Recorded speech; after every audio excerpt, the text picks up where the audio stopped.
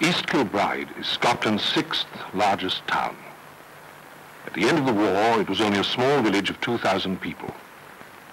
It became Scotland's first new town and has developed into the most successful experiment of its kind in Britain. Construction started in June 1948, when the peg marking the first development of East Kilbride New Town was driven into the ground. And in the school hall of the old village, the Secretary of State for Scotland publicly inaugurated the new town.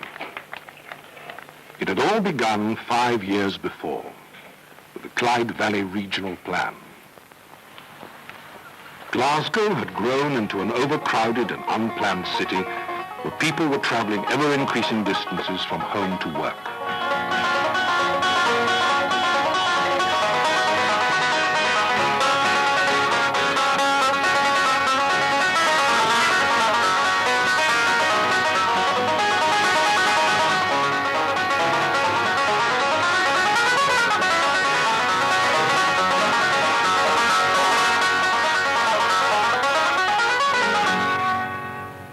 This problem of growing congestion, the village of East Kilbride was chosen as the site for Scotland's first new town.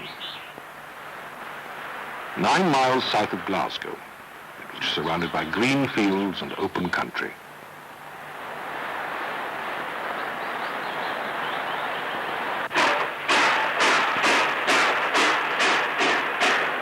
The railway station already existed. Electricity and gas were close at hand. And the great Daer reservoir was under construction in the Lanarkshire hills and would soon be able to provide the new town with an ample supply of water. The first housing grew up around the existing village. In this post-war era, building materials were in short supply, and so experimental methods were used. A dairy farm to the south of the village was chosen as the site for the town centre, the heart of a new town which would grow into a self-sufficient community generating its own economy. By 1953, the new developments were taking shape. The roads were being built and new areas being opened up. Sir Anthony Eden, in praising the Development Corporation for their work in planning the new town, also commended them for the way in which they had sought to preserve and develop old East Kilbride. Housing priority. By 1955, the 3,000th house had been built and was opened by the chairman of the Development Corporation, Sir Patrick Dolan. This early housing won awards for design. From the start, the architects were intent on providing a variety of homes. Terraces at right angles to the street provided grass play areas for children, and the footpath system separated pedestrians from traffic. Each residential area had its own neighborhood shopping center.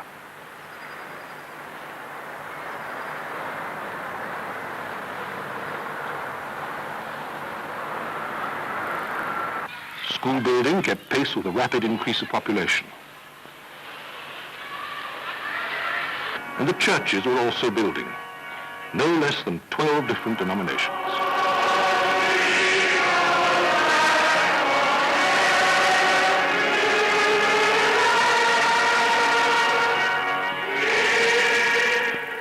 But the success of the town depended on attracting industry and commerce.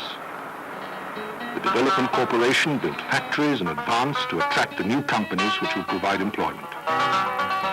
They in turn benefited from the tradition of industrial skills in the region.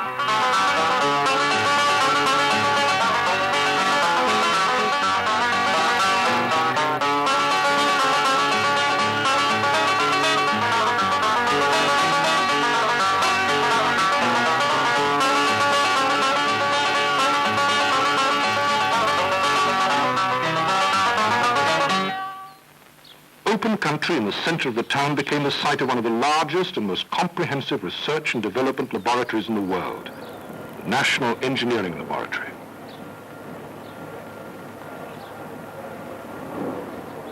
An engineering training center was also set up to teach apprentices basic skills and techniques.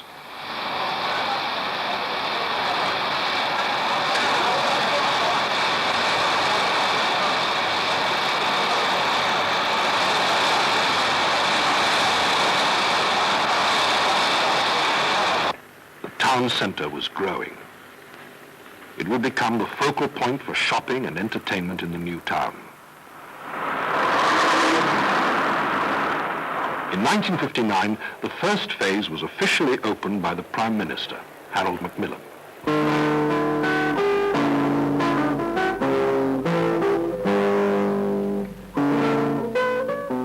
Over the years, East Kilbride attracted worldwide attention. Royalty and heads of state were among the many visitors.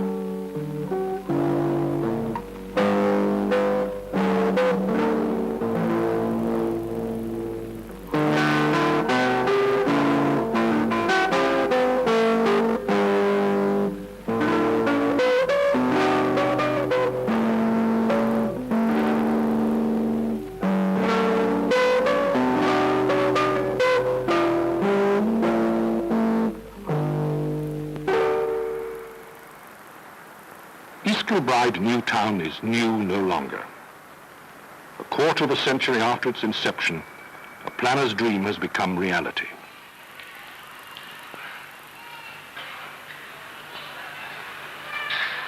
This is a place where people choose to live and raise a family. A place to grow up in. A place where people can make a good life and enjoy themselves.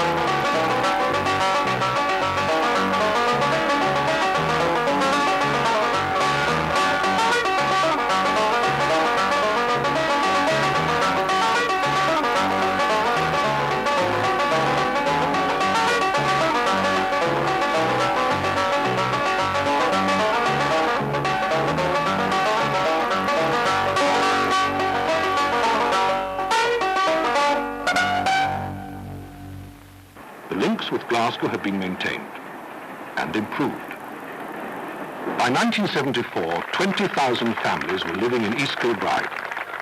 The 12,000th family from Glasgow was officially welcomed.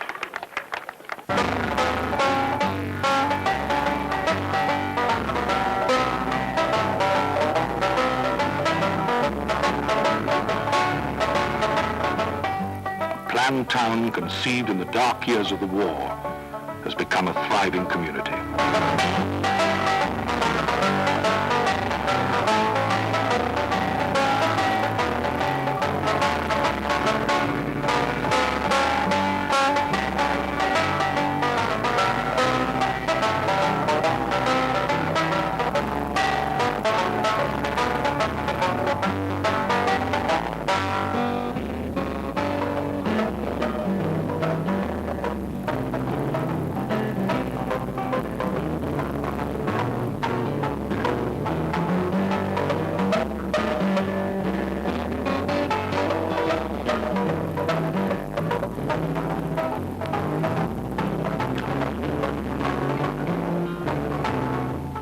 Kilbride was a bold social and economic experiment. It is the success story of British new towns. Post-war village, which developed into Scotland's 6th largest town. Looking at it today, it's hard to believe that it hasn't always been there. East Kilbride has gone to town.